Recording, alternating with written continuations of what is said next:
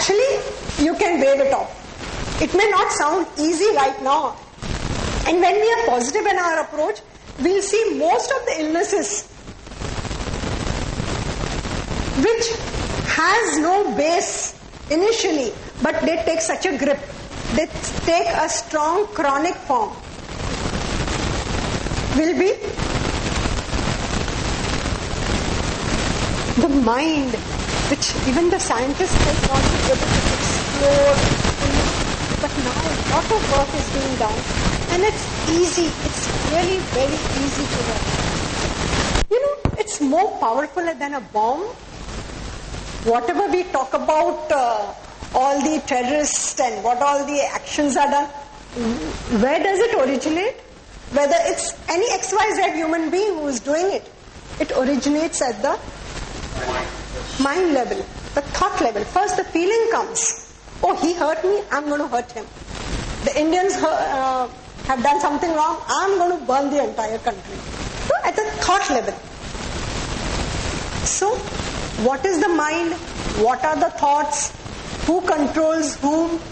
If we really ponder and think about it, then we will definitely be more positive in our approach. Take an action, pause. Just give a small pause. Before you do anything, decide. Do I want to do this? Do I want to take this step? Because most of the things, whether they are respiratory problems or whether they are digestive problems or whether they are absorption problems or whether they are deficiency problems, all of them basically start at the heart level, at the mind level. So if you can take care of that, it becomes easier. Shop, or if you have it in the fridge, you want to take it out from the fridge, or if it is there, you want to eat it. But first it happens in your thoughts and your feelings. And if you are aware of it, it comes at a very subtle level. So if you can catch it at this level, good feelings will strengthen your positive actions. And we are given this through nature.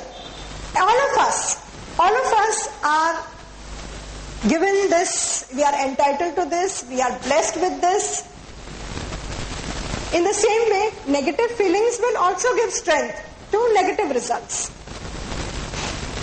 So now it is in our hand what we want to do. So before we do, you probably go to a rasgulla. I want to have a rasgulla. I want to have a rasgulla. And then you go into action thinking about it. Rasgulla. Before we put anything into action, we first think about it. We first think, the first thing happens in the mind. The planning happens in the mind. We only see the action, but first it happens in the mind. You get a feeling, you get a feeling. You see a rasgulla and you feel, I want to eat it. And then they get blocked. They get blocked by our emotions. Imagine a pipeline which is taking all the good things of health, which is taking your oxygen and the nutrients, is being blocked. And who blocks it? No BMC of Bombay blocks that. Though we blame the BMC for so many things, of course they have their own, but we do that through our emotions. So today I'm going to focus more on the emotion part, the Manamay Sharir.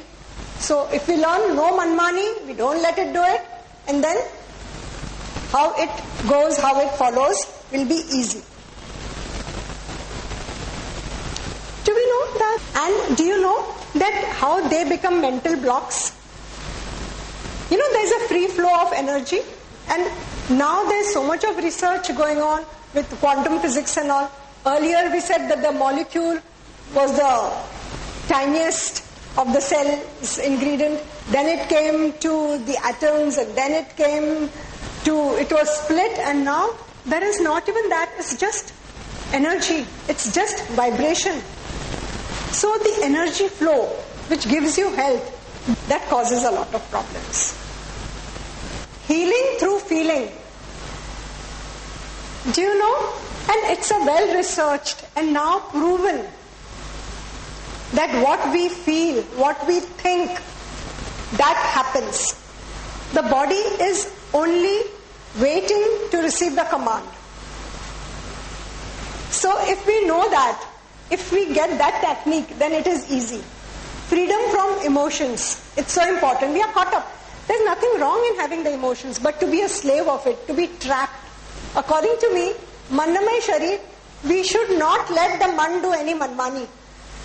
No manmani. Generally, who do we follow? We know that. Does the mind follow us or we follow the mind? Are we the slave or? We follow the mind. Yes. And do you know that?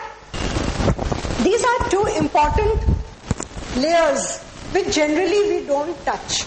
We touch the Annamaya Sharir or the outer physical body, the gross physical body, and the Pranamaya because it's a breathing technique. But very few of us know or very few touch the Manamaya Sharir. So here, think of past and future. So it is an equalizer. Connects us. It's a bridge. It's a bridge between the mind and the body. It is a bridge to take us to the present. When you are focusing on your breath, you are not distracted. You don't in some form or the other. So why it is important? It also go out.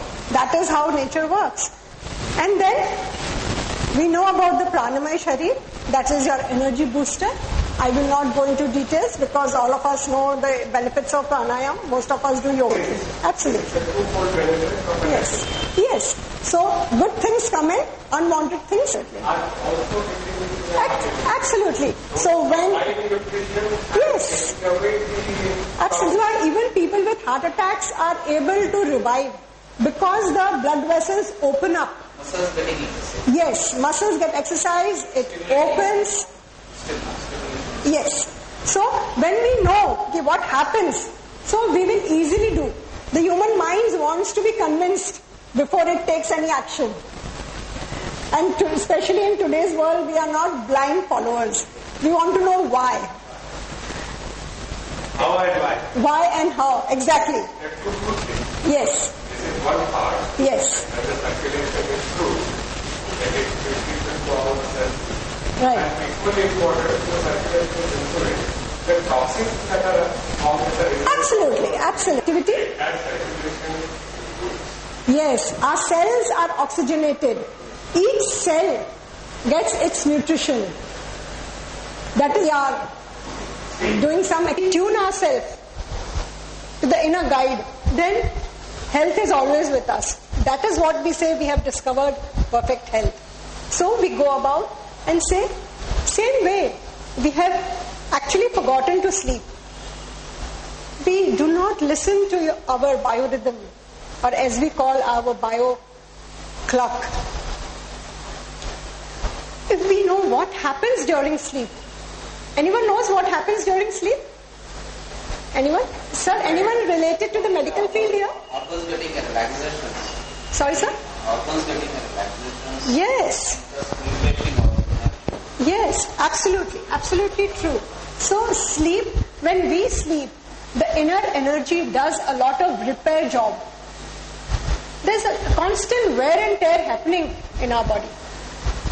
You know, it's like an example. The child is playing, the child plays and it scatters the toys everywhere in the kids' room. What happens when the child is sleeping?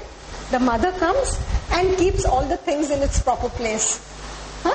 In the same way, when we go to sleep, all the repair work, all the wear and tear of our body takes place during sleep. That is why sleep is yes, it is indication of health. As doctors, we ask, do you get good sleep?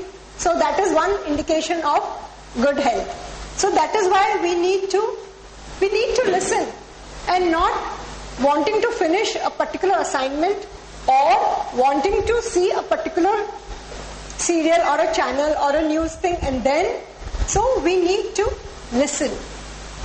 So here, these are the basic things. And why do we need to exercise? We all know, all our doctors tell us that we need to do some physical activity. But if we come to know why, then we would actually cooperate with our body.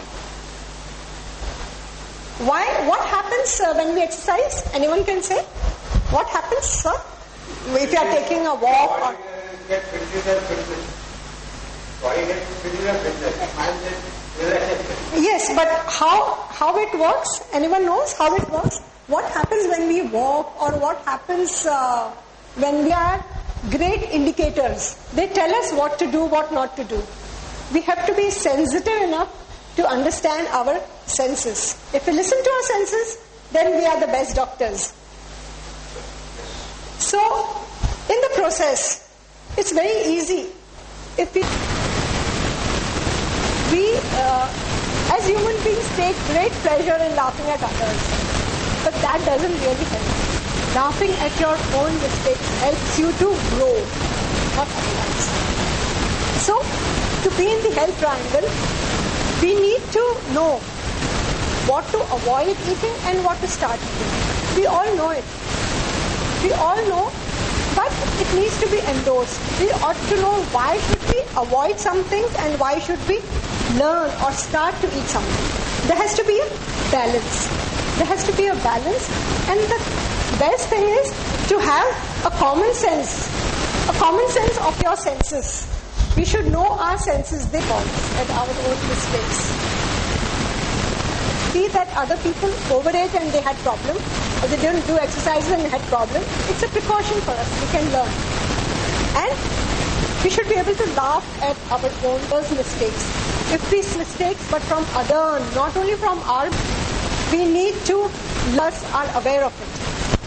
The third would be the Manamay Sharir, or the emotional level. The fourth would be the Vivekmay Sharir, or the wisdom guide, which helps us to discriminate between knowledge and ignorance. That is why it is called the wisdom guide. And then the most important is the Anandamay Sharir, or the inner state.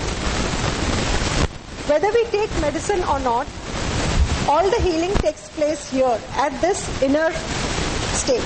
And our purpose is to touch that inner state, to touch that inner happiness. So we will try in this small span of time available, 1 hour or something, we'll try to reach that inner state, have a glimpse of it. How do we go? Is it possible? Is it just theoretical? People have experienced it and they have experienced health. So we will try to do some search. The Annamay Sharir, these are all, will go very fast. These are all, everything we know, that it is made up of Anna, as the name suggests, it is made up of food, what we eat. So the best way to stay in the health triangle, as you see there, is to have a balance in what you eat, how you sleep, and your exercises or yoga, what as you call it. So we need to learn to listen, learn and laugh. We need to listen to our body signals. How much we eat and what happens to the energy that the food gives. The second would be the Pranamay Sharir, or the energy level. That is, the Pran gives the energy. The human body, as we know, is nature's best creation, and we only see the gross outer, the physical part of the body, which is thus the outer part. In the alternative therapies like homeopathy and even Ayurveda, we understand the body at the 5 levels. The first is the physical gross body, which is the Annamay Sharir, and here there has to be a balance between the input and the output. Interesting to go further. And so if I can come a little forward, that will be good. So it will be a little more of an interactive session. And so, how many of us have experienced the perfect health? What do we consider it a perfect health? Is absence of disease a perfect health? Or to be in the natural harmonious state is a perfect health? So there are some things which I would like to share with you. Hence, then it would be, where do we stand in this? If we contemplate for a few seconds, or do we feel that health is actually a perfect health? We have discovered the perfect health, the miraculous human body.